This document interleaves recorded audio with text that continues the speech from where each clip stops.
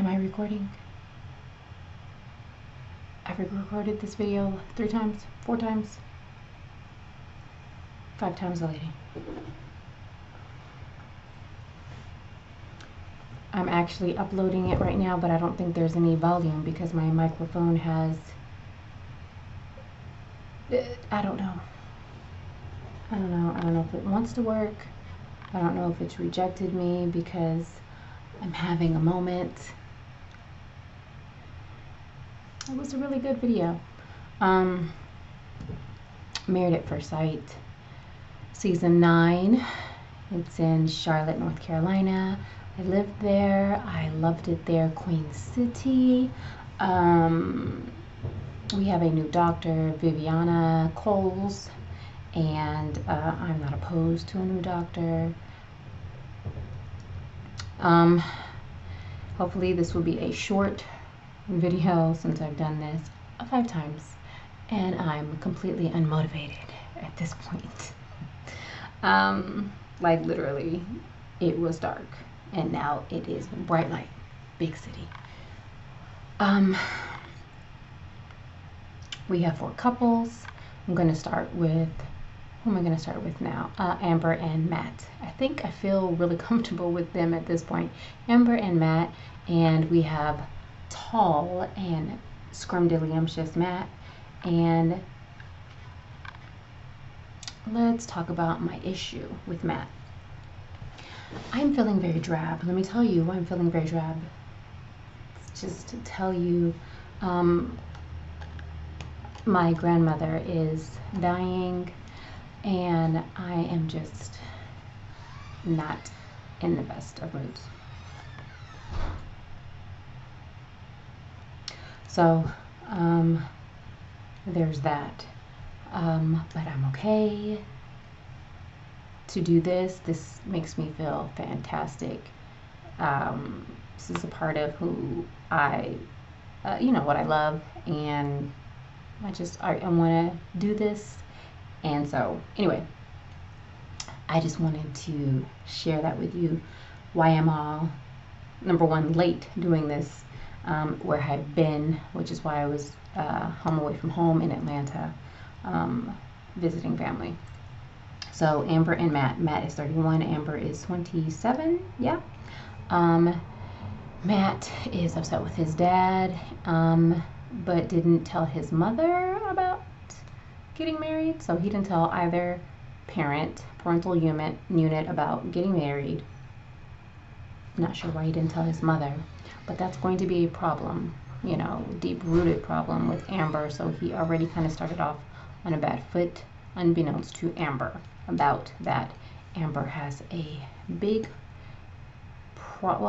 I would say a big problem with her mother, but she is, trying to reconnect and reestablish a relationship with her mother, along with her sister, I would assume. We can only assume, as we get to know them. So I think that this, we will see, is a problem with their family. We can only pray and hope that they have a strong foundation. We can see that, they have good mortar, they have good bricks, they have everything for a good, strong foundation. They can withstand earthquakes. However, this is a problem.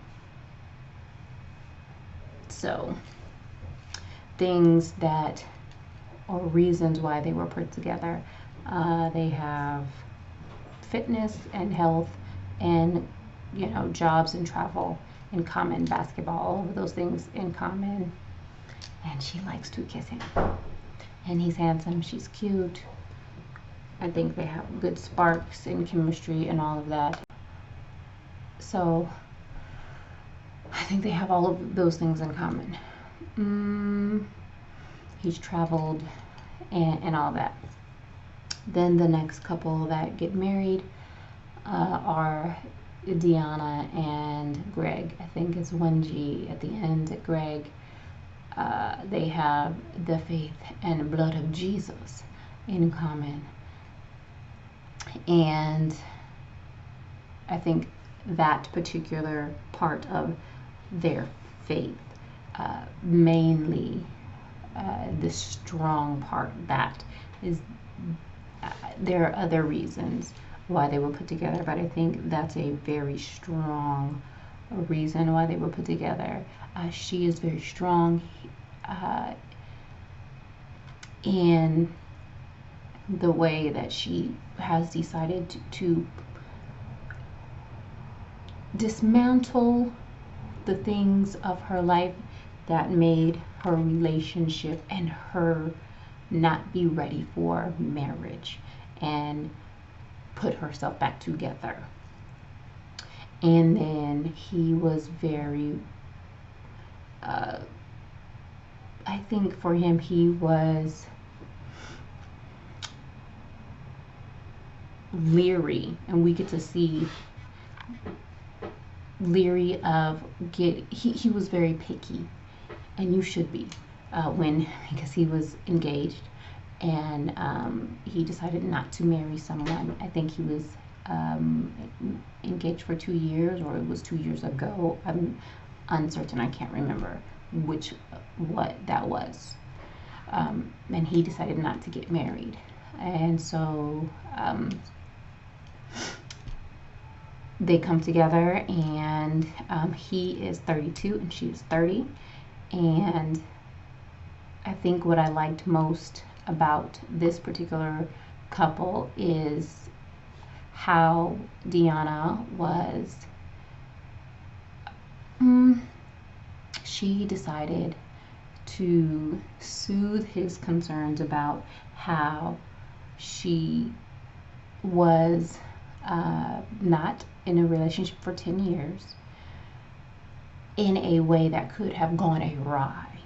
She told him that she wasn't in a relationship for 10 years, and he was rightfully concerned, because you can, if you're not in a relationship for a year, you might not be ready for anybody, but 10 years is a very long time. It's a long time. You are not ready to share your personal space. You're not ready to share your mental space. You're not ready to share a lot of things. And he was rightfully concerned about that. And she said, "Don't judge me. I can see your judginess all over you." And she didn't say that way, but it could have been taken that way. It could have been taken it could have been perceived in a way that was very attitudinal. It could have been perceived in a way that men or childish, immature people could take it and receive it as an offense. And he did not receive it that way, which means he's very mature and ripe and ready for a relationship. And she was mature in a way to say, "I see you, and I see your just concern, and I want you to know that I took this time, these 10 years, to, number one, get myself qualified to be a woman and a wife." So she went and got her degrees, okay, and traveled and did all of the things that she wanted to do as an individual, and then got herself ready to be a partner. And now she's ready to do those things, and he received that information. So I think that was fantastic. The next the next person to get married are going to be Jamie and Elizabeth. This couple and these individuals I could skip. If I wasn't going to be recording these or watching these to cover for y'all, I could just skip these and keep it moving. I don't necessarily think that Jamie is a person of bad character. I don't think that Jamie is a person that would stalk anybody. I don't think that Jamie is a person that's like a mass murderer. I don't find him interesting. I don't find him entertaining. Not that anyone needs to entertain me. Okay, I'm not necessarily here for your entertainment. I'm just here to keep you abreast of a situation. However, something about him seems uncertainly like creepy crawly, or like a pebble in my shoe, or like something stuck in your tooth, or just something, you know, like if you were eating something that's just not quite right. Like if maybe if you're smelling something, it's just off a little bit. It just what is that? What is that? I can't quite put my finger. What is that? He is that. What is that? It's not quite right, and it's not okay. He is that, and she thinks that she is the life of the party, and she is not a party I want to go to. No. No. She did the sash over Iris's body, the bridal sash, and she was like sachet Shantae, and I didn't find it funny. Not that it was offensive in any way, but that's like, she thinks that like that's fun and funny, and I think that when she's in a party environment, I think that she is probably very fun. I think that she goes to the party to have fun. She doesn't bring the party, but she feels like she brings the party. She's those people. I bring the party. No, boo, you are just at the party. The party was already there. You were just at the party. You're having fun at the party, and that's not a problem. Have fun at the party. Okay? Just have fun at the party. It's cool.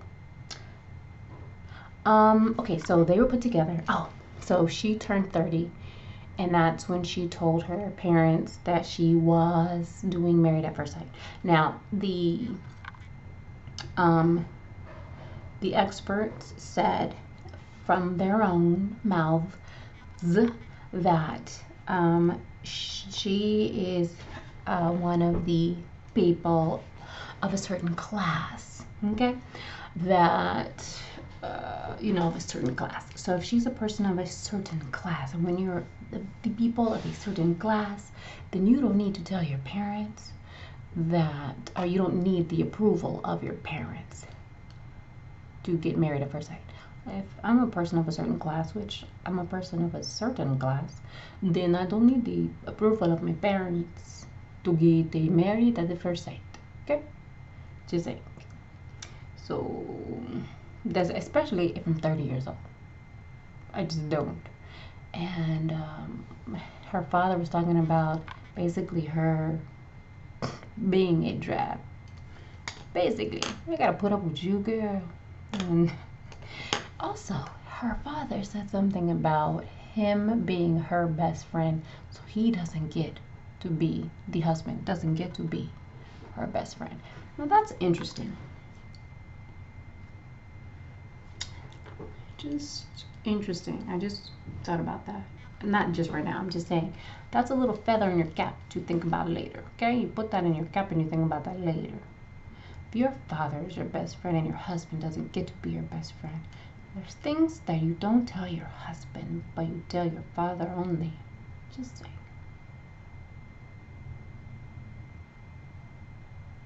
So there's trouble in that paradise on many of a foot. So Elizabeth is 30 and Jamie is 35. He is a super picky and she doesn't want to be judged.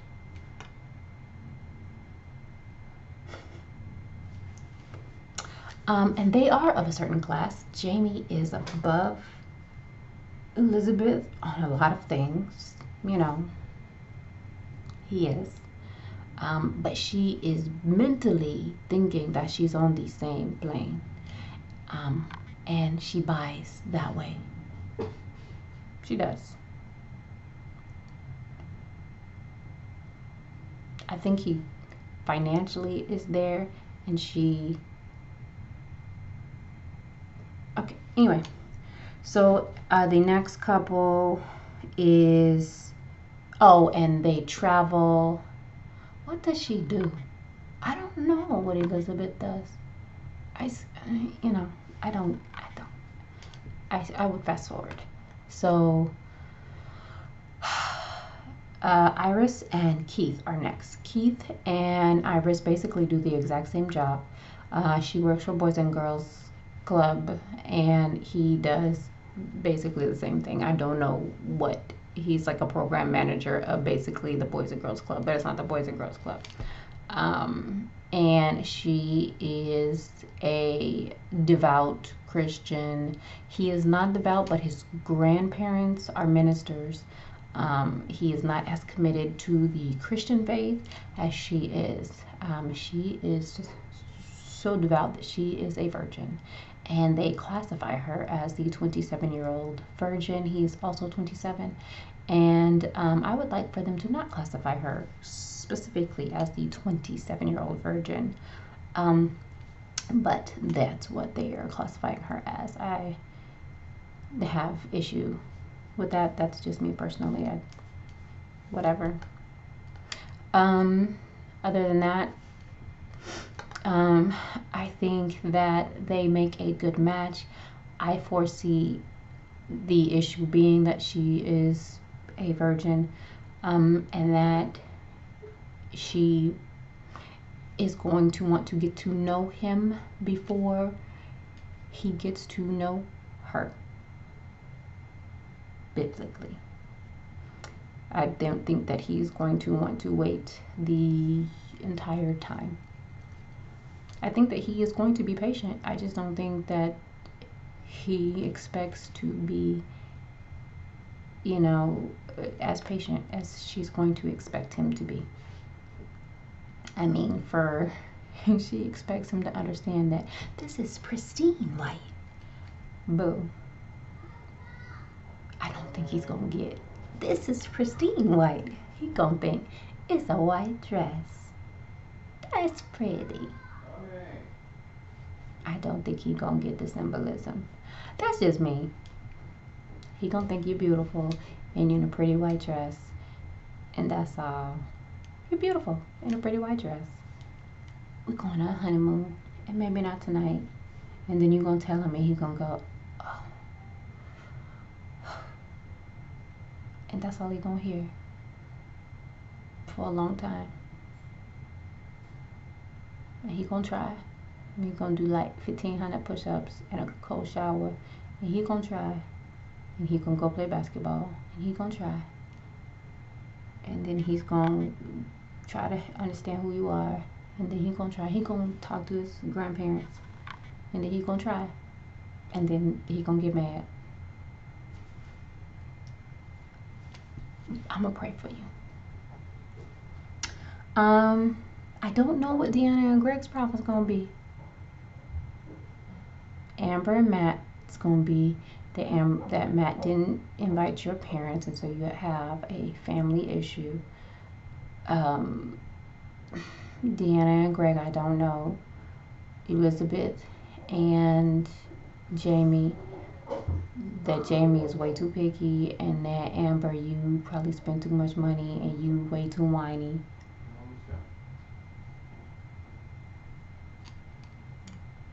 Drop in the comments below what you think. That's it. That's all I got. Have a nice day. I'm out. Deuces.